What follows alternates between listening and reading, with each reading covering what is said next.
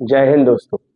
आपको ये जानने का मन तो करता होगा कि इस देश के प्रधानमंत्री की सुरक्षा पर कितने पैसे खर्च किए जाते हैं या उनके विदेशी दौरों में कितना खर्च आता है और आपके दिए हुए टैक्स के पैसों का कहां और कैसे इस्तेमाल हो रहा है। एक कानून की मदद से आप सरकारी दफ्तरों की जानकारी, इस देश में सरकारी योजनाओं में खर्च हो रही राशि का आप ब्यौरा सरकार से मांग सकते हैं। ये कानून आपको अधिकार देता है सरकारी कामकाजों के हिसाब मांगने का। सूचना का अधिकार, right to information act 2005। Bharat देश में इस कानून की मांग लंबे समय से की जा रही थी, लेकिन सरकारें सरकारी कोष का इतना दुरुपयोग करती हैं कि हर सरकार इस कानून को लाने में दम नहीं दिखा पाई, क्योंकि ये कानून जनता को अधिकार देता है आपकी चुनी हुई सरकारों से हिसाब मांगने का।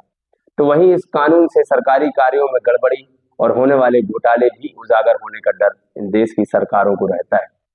इस सब के बावजूद भी 2005 में तत्कालीन प्रधानमंत्री मनमोहन सिंह ने इन सब की परवाह न करते हुए ये कानून इस देश को दिया, सूचना का अधिकार, राइट टू इंफॉर्मेशन एक्ट 2005।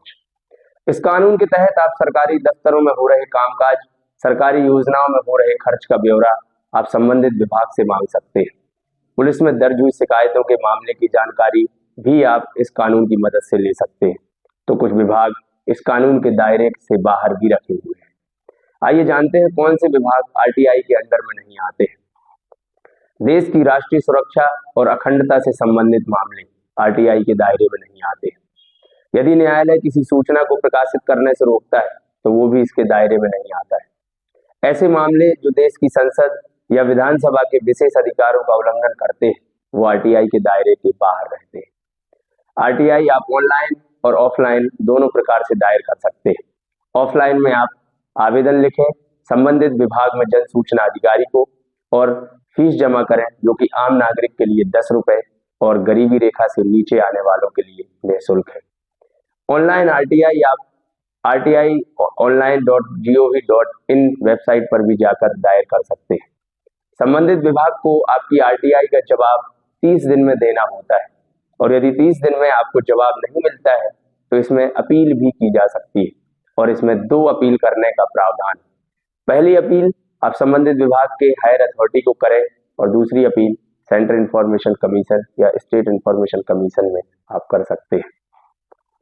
सूचना का अधिकार कानून के 15 साल पूरे होने के मौके पर ट्रांसपेरेंसी इंटरनेशनल इंडिया द्वारा जारी एक रिपोर्ट के मुताबिक देश भर में कम से कम 3.33 करोड़ आवेदन दायर हुए। सूचना आयोग समय पर वार्षिक रिपोर्ट प्रकाशित नहीं कर रहे। सुप्रीम कोर्ट के निर्देश के बावजूद देश भर के सूचना आयोगों में कई पद खाली, जो इस कानून के लिए एक बड़ा झटका है। आरटीआई एक्ट में होते संशोधन ये दर्शाते हैं कि इस देश की सरकारें पारदर्शिता नहीं चाहती।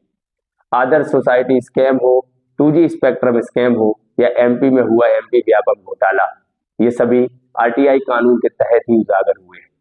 जहां बात इस देश की जनता को कुछ भी देने की आती है तो सिर्फ फ्री के कुछ चंद रुपए ही दिए जाते हैं, और वो भी जो इस देश की सरकारें चाहती है वही। लेकिन अब इस देश की जनता तो इस कानून के तहत सरकार द्वारा किए गए कार्यों की जानकारी ही मांगने लगी। तो इसके परिणाम भी आपको चौंकाने वाले ही मिलेंगे। आरटीआई कार्यकर्ताओं पर हमला और हत्याएं। देश में राजनीतिक अपराधीकरण किसी से छुपा नहीं है और ये कानून तो उन्हीं सरकारी मंत्रालयों की जानकारी प्राप्त करने का अधिकार देता है।